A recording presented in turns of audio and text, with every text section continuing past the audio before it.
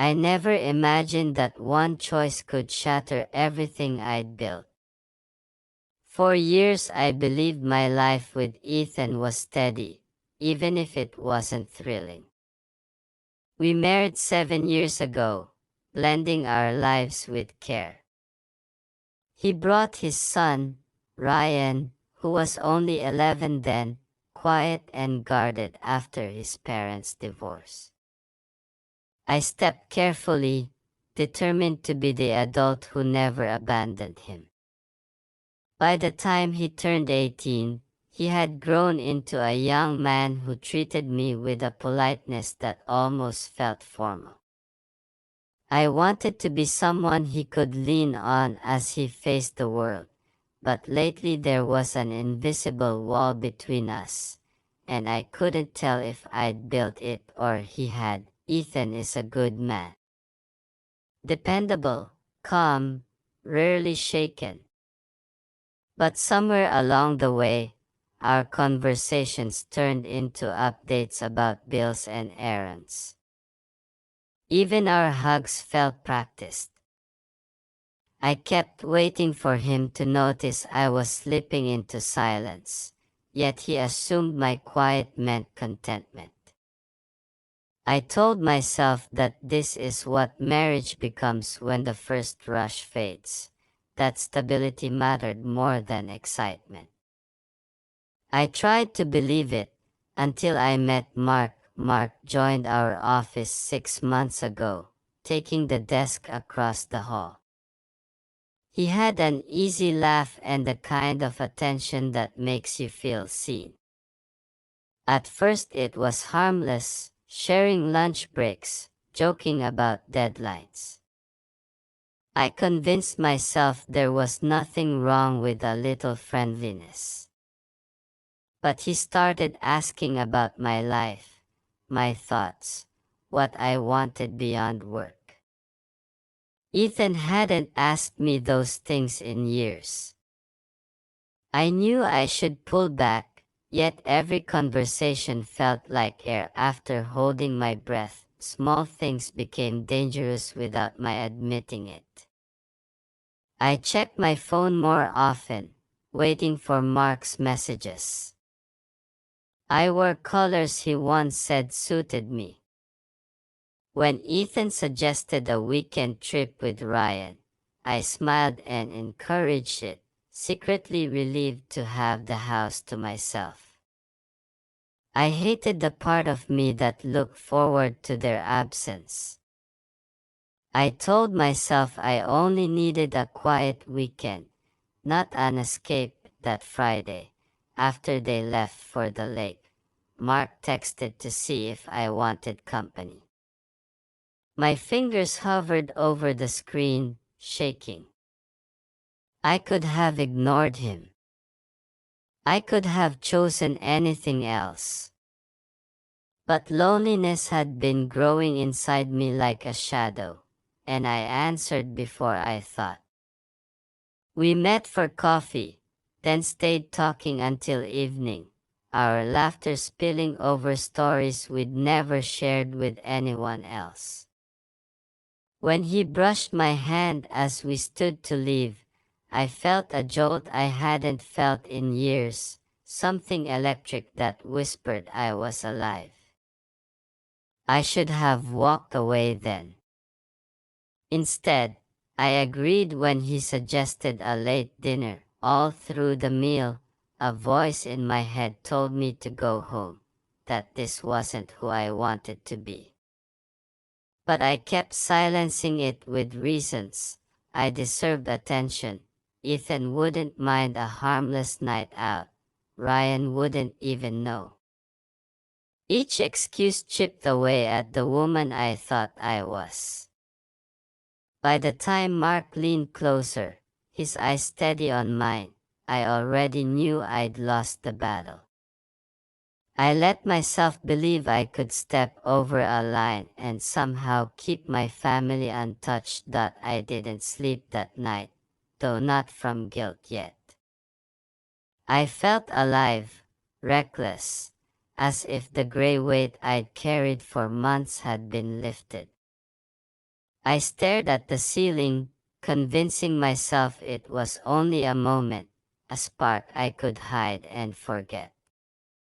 But deep down I knew there's no such thing as harmless when it's built on betrayal. The thought of Ethan's steady voice, of Ryan trusting me to keep their home safe, pressed against my chest until breathing felt heavy. I told myself I could fix it if I just acted normal when they returned. I rehearsed smiles, planned words, anything to disguise the fracture that had opened inside me. Morning sunlight made everything look too clear. My phone buzzed with a message from Mark, simple and warm, yet it felt like evidence of a crime. I stared at it for a long time, trapped between deleting it and answering. I didn't delete it. I told myself I would keep boundaries, but I had already stepped past the first one, and the path back was closing fast. Even then, part of me whispered that this was only the beginning, and I didn't want to admit how right that voice would be. Word count 764. I told myself I could draw a line and step back, but once the first secret is planted, it grows faster than you expect. Mark and I kept finding reasons to meet: coffee after work, quick lunches that stretched too long. Each time I promised it would be the last, and each time I let him pull me a little further from the life I was supposed to protect. I watched myself split into two versions: the dependable wife and stepmother at home, and the woman who felt alive only when Mark looked at her as if nothing about her was ordinary. The guilt was sharper when Ryan was near. He had started to soften with me in small ways, asking for advice about college or letting me listen to him talk about his friends. Every time I encouraged him, I felt like a fraud, because behind the kindness was a secret waiting to crush him if it came out. I studied his face for hints that he suspected anything, but all I saw was trust. That trust burned like acid because I knew I didn't deserve it anymore. Mark became bold, texting late at night, sending comments that made it clear we were well past friendship. I hated how quickly I replied. Even as I laughed with Ethan over dinner or helped Ryan prepare an application, part of me was already planning the next excuse to get away. I told myself I was careful, that no one would notice, but it was a lie I fed myself so I wouldn't have to look at the damage I was setting in motion. One afternoon, Ryan stopped by my office unannounced. I was finishing a call with Mark, my voice too warm, too familiar. Ryan walked in just as I hung up, and for a heartbeat he stood frozen, watching me with an expression I couldn't read. He didn't say anything, but the look stayed with me all night. I told myself he was just surprised, that I was imagining suspicion. Deep down I knew a thread had been pulled. I tried to create distance from Mark, but we both kept circling back. A hotel became our hiding place. Every time I crossed that threshold, I felt a mix of thrill and nausea. I would sit afterward staring at the ceiling, hating what I had done yet craving the feeling that someone still saw me as worth pursuing. I convinced myself I could keep my two lives from colliding, but lies have a way of slipping through the cracks. Ryan's questions began quietly. He asked if Ethan and I were happy, if people ever drift apart without noticing. He mentioned seeing me smile at my phone. I brushed it off, but inside I was unraveling. I caught myself rehearsing answers even when no one was asking. I couldn't sleep, but I kept replaying his expression that day at the office, wondering how much he guessed the breaking point came on an ordinary afternoon. I was in the kitchen talking to Mark on speakerphone, careless because Ethan was working late and Ryan was supposed to be out. I laughed at something Mark said, a sound too intimate to hide. When I turned, Ryan was standing in the doorway. The shock on his face was instant, followed by something colder, heavier. He didn't speak. He just set his keys on the counter and walked out. The door closing behind him felt louder than any shout. I stood frozen, phone still in my hand, hearing Mark's voice asking if I was there. I hung up without answering. Panic surged through me, not just over being caught but over what I had done to someone who relied on me to be solid when his parents couldn't be.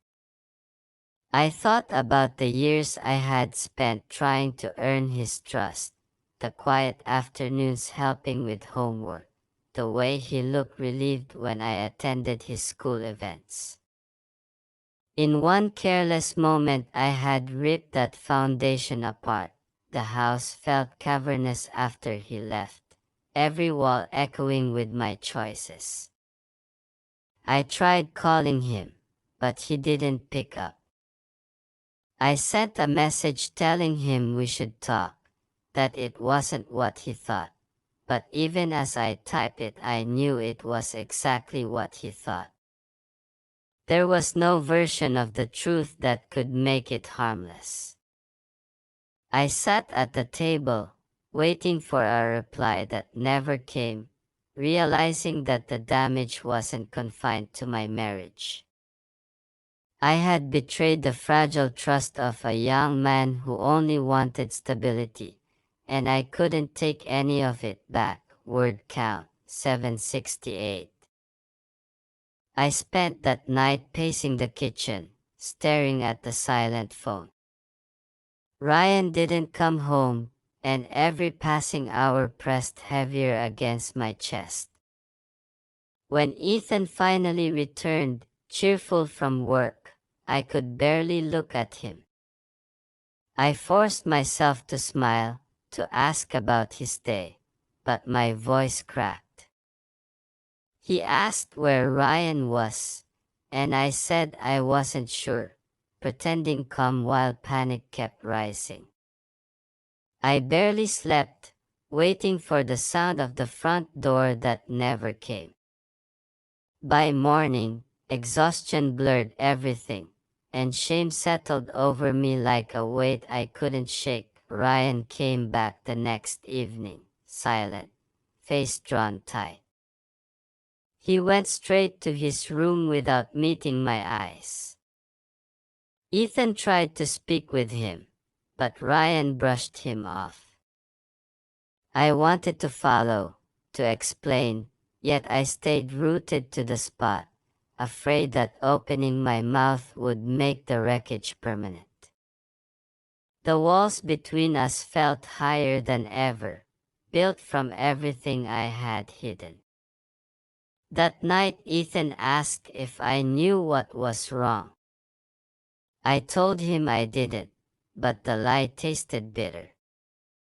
I was terrified that one confession would tear apart not just my marriage but the fragile bond one had promised to protect. Days dragged, filled with tense silences and forced small talk. Ryan avoided me, leaving early, returning late. Ethan grew suspicious, asking if something had happened while he was away. I tried to reassure him, but my voice kept betraying me. I couldn't eat, I couldn't focus at work. Even Mark's messages, once thrilling, felt toxic. I muted my phone, staring at it with resentment, wishing I could erase every word we'd exchanged. The secret that once felt like escape had become a cage closing in from all sides. Eventually, I couldn't bear the distance. I knocked on Ryan's door, asking if we could talk. He didn't open it. I tried again, voice shaking, telling him I was sorry for hurting him, even if he didn't want to hear how. There was no response. I left, standing in the hall, understanding that apologies couldn't repair the damage if trust was already broken. I wanted to protect him from the truth, but hiding had only made it worse. Everything unraveled at dinner a few nights later. Ryan sat stiffly across from us, barely touching his food. Ethan tried to draw him out, frustration edging his voice. Ryan finally looked at me, eyes full of hurt, and said I wasn't who I pretended to be. Ethan froze. The room felt airless as he asked what Ryan meant. I couldn't hide anymore. My hands trembled as I admitted I'd been seeing someone else, that Ryan had found out first. The silence that followed was sharper than any accusation. Ethan stood, pushing back his chair, unable to look at either of us. Ryan walked out without a word, leaving me alone at the table, staring at the pieces of a family I had broken the weeks after blurred together. Ethan moved into a friend's guest room while deciding what to do. Ryan stopped answering my calls. I wrote letters I never sent, filled with explanations and apologies that sounded hollow even to me. I learned that once trust is destroyed, words become noise. All that remains is the memory of what you should have protected and didn't. I kept replaying moments I once took for granted, Ryan laughing when I taught him to drive, Ethan bringing me coffee on quiet mornings.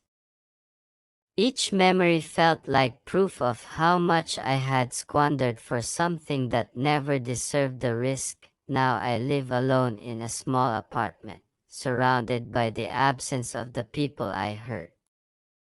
Ethan has begun speaking to me only about paperwork, nothing personal left between us. Ryan hasn't reached out. I don't know if he ever will, and I have no right to demand it. I walk through rooms where their voices used to be and feel the echo of my choices. I wish I could tell Ryan that my betrayal wasn't about him, that I never meant to wound him most of all, but intentions don't undo impact. What I did left a scar across his idea of family, and maybe across the way he'll trust anyone in the future. I tell this now not to excuse myself but to warn anyone who feels the pull of temptation. It isn't a harmless spark, it's a fire that will burn through everything if you let it. One moment of selfishness can cost you the people who mattered more than anything. I traded their faith for something shallow, and the cost was permanent. There's no clever way to soften that truth. I live with it every day, and I know there is no going back. Word count 764.